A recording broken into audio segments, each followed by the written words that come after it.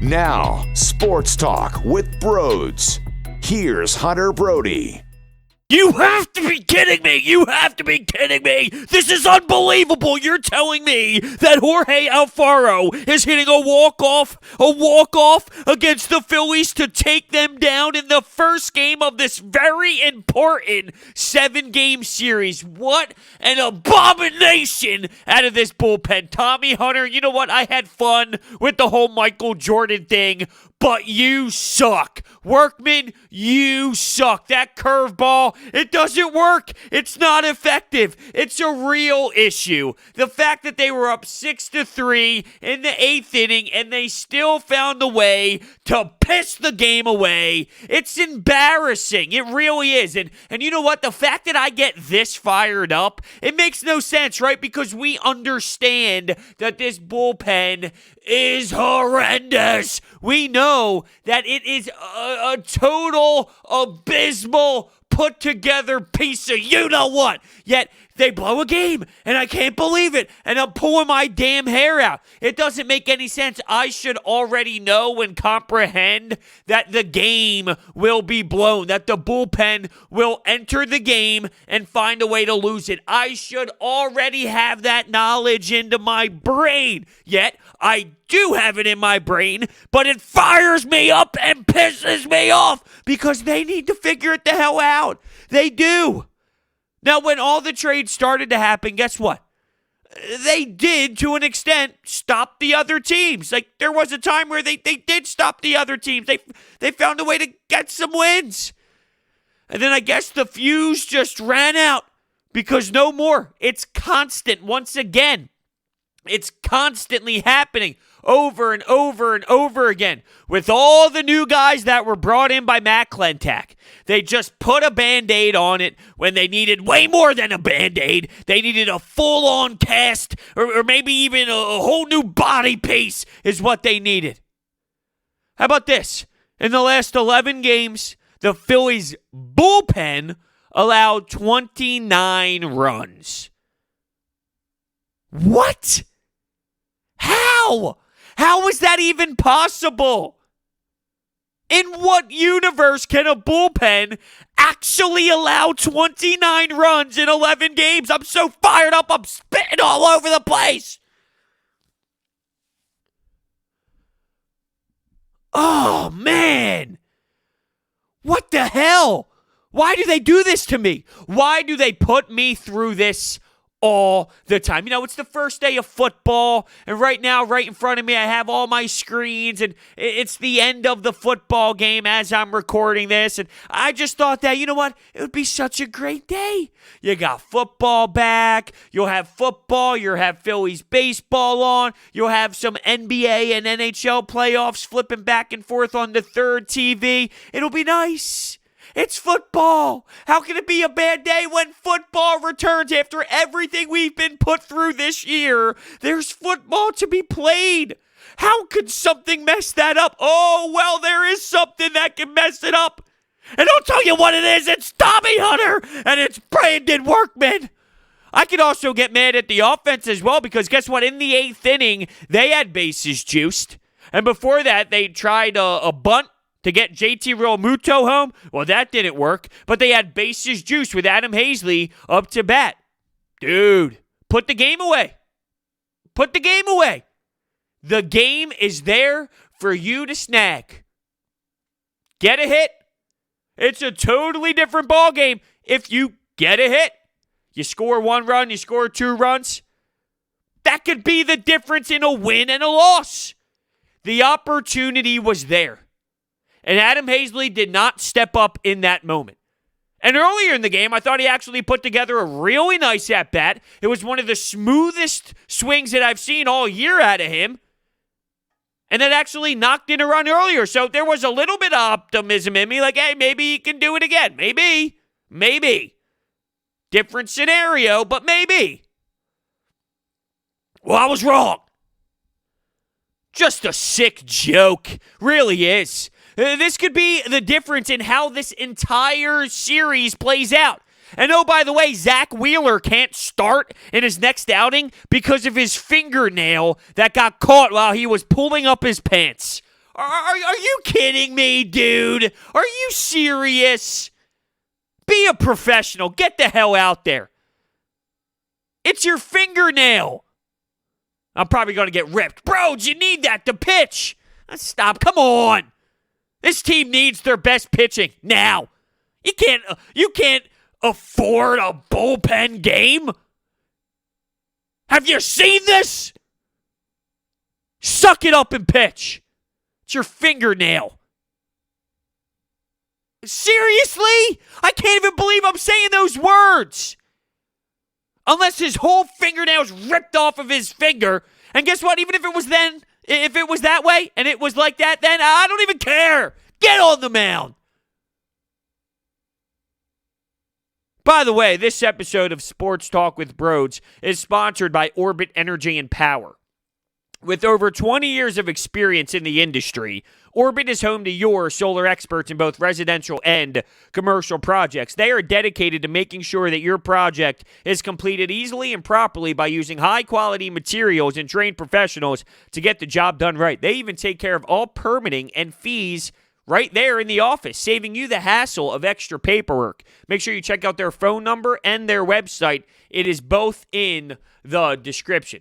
Jorge Alfaro. Unbelievable that this guy goes up there and gets it done and gets the big hit and puts it through the infield, and just like that, boom, the Miami Marlins win the game.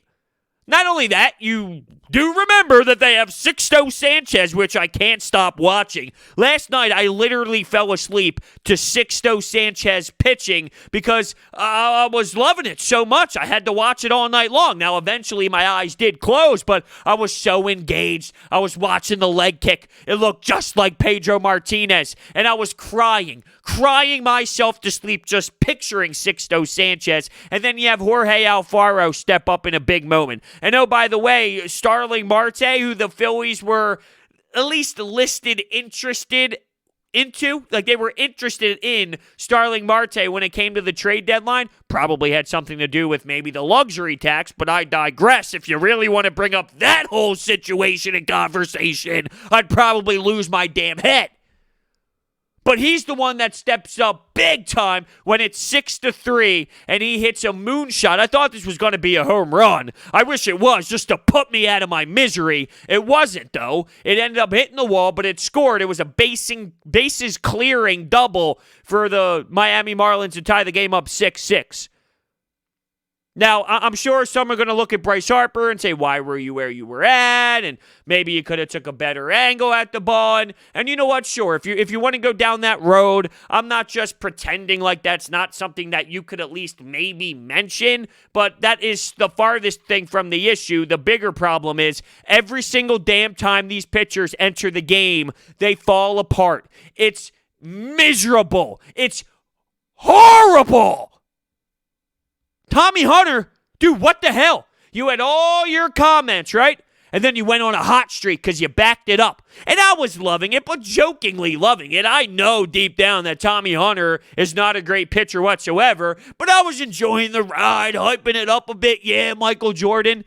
You can't speak the way that you spoke to everybody via Zoom and on the media call and then fall apart like you did. And now it's a common theme, and let's be realistic. This is probably what you're going to get most times and most outings because this is who you actually are. You're not really good. You're not effective. You can't put your pitches together. You're getting rocked. Bases loaded. Oh, man. And do you want to yell at Jake Arrieta? I don't know if I can really go down that road. Now, he battled, without a doubt. But for him to get through 5 2/3 with the amount of walks that he had early on, he was walking batters in 4 pitches. Just like that. Boom, ball, ball, walk. Constantly.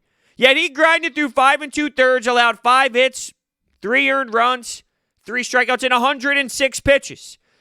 if you told me before the game you get around 6 innings out of Jake Arrieta, I mean, isn't that what he is nowadays? I'm not saying he had a perfect game by any means. I'm not saying that you can't rip into Jake Arrieta because I think he needs to be better. He can't be walking guys, and he was allowing the Marlins to flirt around with some offense, it seemed, every single inning he was out there. I thought he bounced back in the second inning. The first inning, he was pumping almost 30 pitches, and then he responded with less than 10 pitches in the second inning. But it did seem like early on, walking guys, allowing hits, he was allowing the Marlins to flirt with some runs and stay involved. And yeah, I get it. He needs to be better, but you had a 6-3 lead. It's that simple. Let's not go so crazy here. Even though I am going crazy, let's not overthink things. 6-3 game in the 8th inning. Please, finish it off. That's your job. Everyone else, to that point, did what they needed to do. They scored enough runs, even if some were lucky. For example, Andrew Knapp, who was the DH in this baseball game, he found a way to get on. Jesus Aguilar ends up misplaying a ball, he gets on first base. Then Alec Boehm, he gets a hit, but it ends up going past Starling Marte, and the Phillies score some runs. Hey, take advantage of the opportunities. That's fine. And you know how much that I get juiced up when the Phillies score first, or it's the first inning, because they scored before that. And I got to credit Bryce Harper here, because they had a runner on third. It was Rhys Hoskins. Bryce Harper was on first. He steals second base. Now it's second and third, 1 out. Ground ball to shortstop, it scores Rhys Hoskins. The reason why that's so big, that Bryce Harper was so effective and stole second base, is if he was staying on first at that time, that would have been an easy double play, and the Marlins would have got out of the inning, Sandy would have got out of the inning, and no runs would have scored.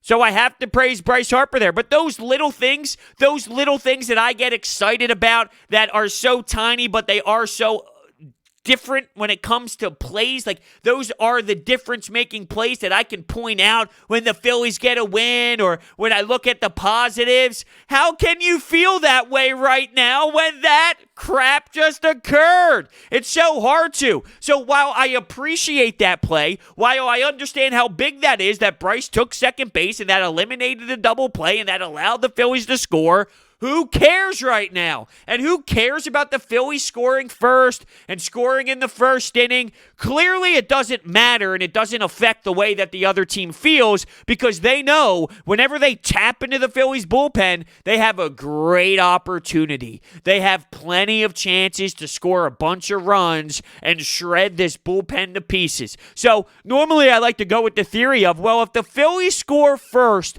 you'll put doubt on the other team's mind.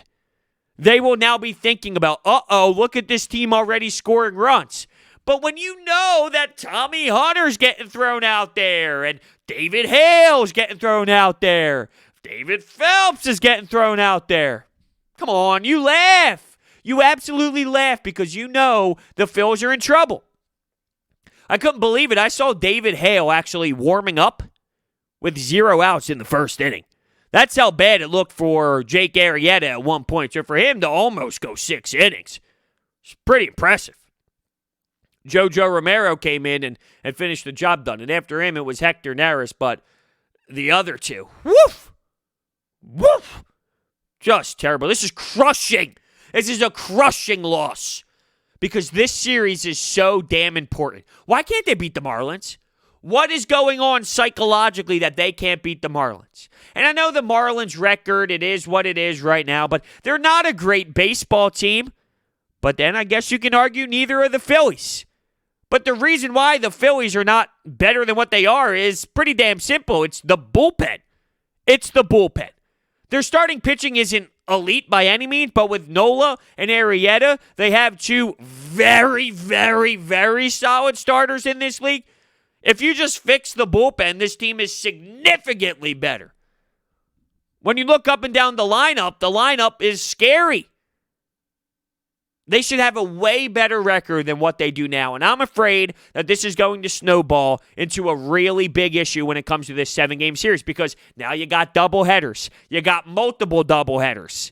How is this bullpen going to be able to compete? Please tell me. Please tell me how they are going to come together and come up big in moments that matter throughout this series when they're playing so much baseball. It's going to be so heavy on all of these pieces. They can't even get it done when it's one game on one day. Yet you're thrown into a 7-game series in a 5-day window? Good luck. And Joe Girardi postgame was like, they need to figure it out. This is what we have. This is who was on the roster. If your name is called, go out and do it.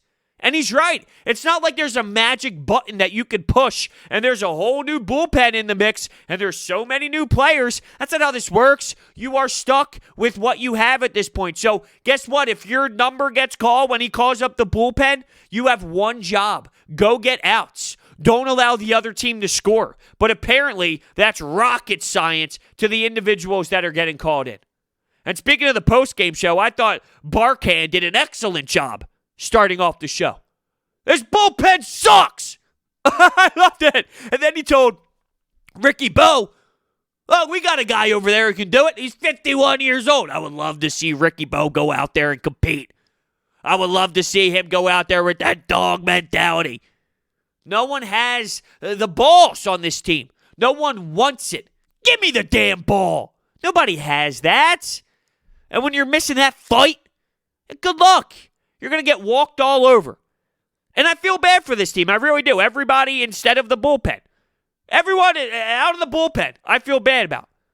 Because these players, they give it their all. They're up 3 runs. They're doing what they need to. They give the bullpen the lead with 2 innings to go. Yet over and over and over again, it's the same conversation. It's the same. It's going to be the death of me. I really do believe it. I do believe that this is going to be the death of me. Why? Why can't they just throw the baseball past the other team? Or why can't they get a ground ball when they need to get a ground ball? Why does it have to be so difficult? Why do they need to hang pitches? Why do they miss the strike zone so much? Like, there were actually some positive things out of here that no longer matter. JT Realmuto with an insane home run. Had a couple hits on the night. Let's go, JT. Now, the Marlins did steal third base on him in that 9th inning, and, he's very impressive behind the plate, but hey, dude, let's go. You got to bring him out there. You got to come up big. Once again, this is me more nitpicking at some of the smaller stuff, like maybe where Bryce Harper was in right field, or his angle, or JT throwing the guy out, or Jake Arrieta. Sure, you can nitpick there, but if you simplify things, you had the chance. If someone was determined enough to step up on that bump out of the pen, we'd be having a different conversation right now. But JT Realmuto, couple hits, the home run, very impressive, and he needs to wake up. Bryce Harper, hitless. Now, he walked a couple times, and as I mentioned early in the game, he was effective, and he was a factor on why the Philadelphia Phillies even scored a run, but let's go, dude. I feel like I say that every single podcast at this point. Let's go, dude. Let's wake up. Let's get the bats going. You should be able to hit Sandy. I know that's the Marlins guy, but come on now. Alec Boehm. Wow. RBI machine. Dude just gets hits. It's ridiculous. I've never seen anything like it. To me, it's different than what Rhys Hoskins was when he first came in. I know I mentioned in a previous pod that, look, I'm afraid there's a little bit inside of me that goes, well, look at this hot start by Alec Boehm. Didn't we see something similar to Rhys Hoskins? And we did, but when it comes to the style and how he does it, it's 2 totally different scenarios. I mean, the way the guy is using the entire field, and he's not worried about launch angle and home run and the deep ball and all this. No. He simplifies things when he's up at the plate. And to do it so early in his career and not worry about the power numbers and just getting hits. Constantly just getting hits. Taking the pitch for a ride. Good looking swing. It's consistent with him.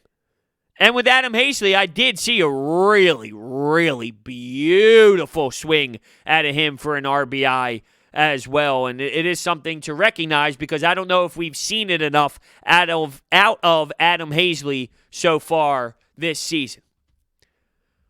Man, I'm so worked up.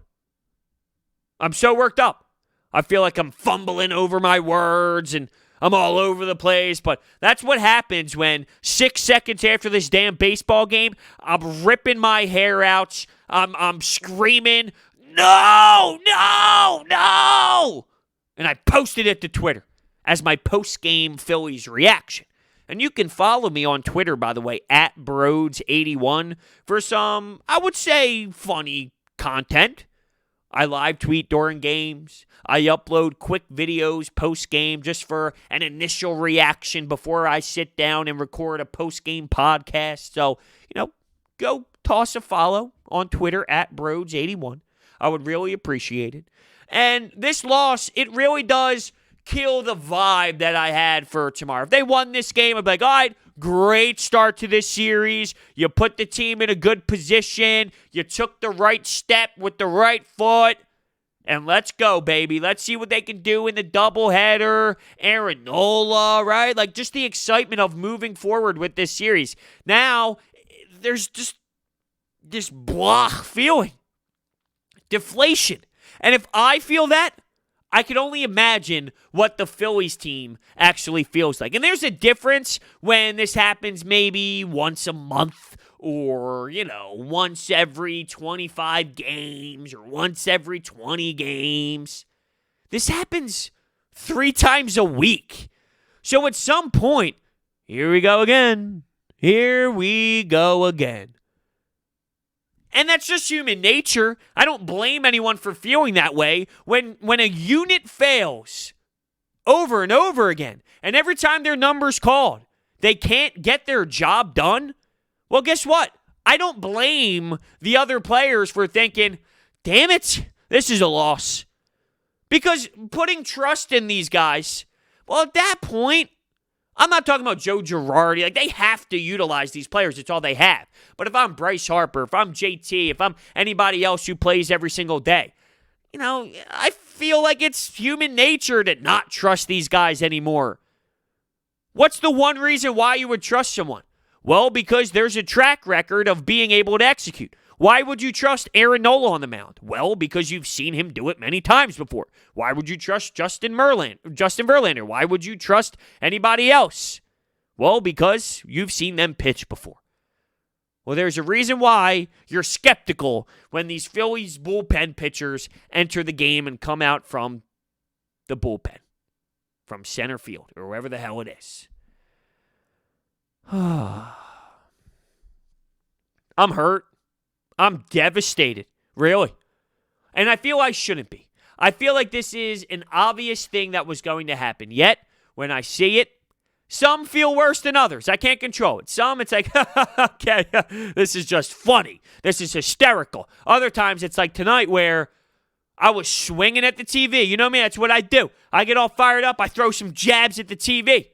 Well, that's what I felt like tonight. I had the remote. No Broads. And I'm just fake spiking towards the ground. Even though I want to attempt to throw it through the TV screens. But I got to take some deep breaths and realize it's not worth it. It's not worth it. All right. Well, damn it. 7-6. Loss. Jorge Alfaro. And of all people, Jorge Alfaro. Huh. And he saw what he could do behind the plate as well. Huh. I feel like I'm stuck in a nightmare. Except this nightmare, it's reality. This bullpen is garbage. And it's not going anywhere. Breaking news. You're stuck with it. And I'm still going to be watching this damn team. As much as they frustrate me, I can't turn them off. I'm not wired that way. So thank you all so much for listening. And I will see you next time.